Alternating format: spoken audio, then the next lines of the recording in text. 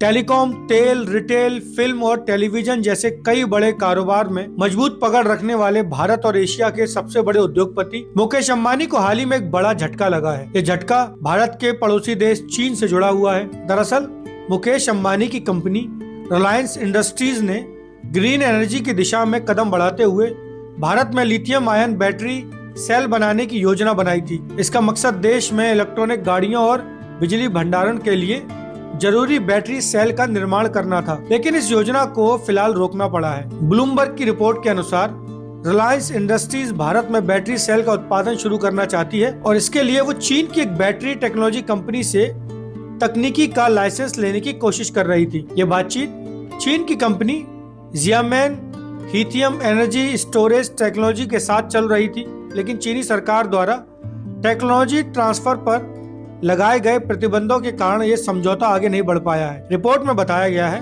कि चीन ने विदेशी कंपनियों को अपनी उन्नत बैटरी तकनीक देने पर सख्ती कर दी है।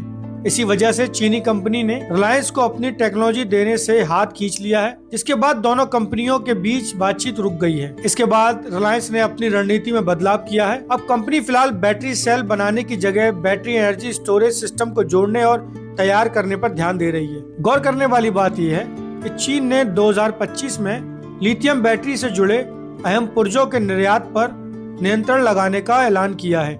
नए नियमों के तहत अब इन पुर्जों को बाहर भेजने के लिए खास अनुमति लेनी पड़ेगी। इससे इलेक्ट्रॉनिक वाहन और एनर्जी स्टोरेज से जुड़ी तकनीक पर चीन की पकड़ और मजबूत हो गई है। इस खबर के आने के बाद रिलायंस इंडस्ट्रीज के शेयरों में भारी गिरावट दर्ज की गई। इसके बाद कंपनी का शेयर 1.34% गिरकर 1450 रुपए के करीब आसपास कारोबार करता दिखा। इस पूरे मामले पर रिलायंस की तरफ से भी सफाई दी गई है। कंपनी ने कहा है कि बैटरी और ग्रीन एनर्जी को लेकर उनकी योजनाएं रुकी नहीं है। रिलायंस की ओर से बताया गया है कि कंपनी का फोकस सिर्फ बैटरी सेल बनाने तक सीमित नहीं है, बल्कि पूरे बैटरी सिस्टम पर है।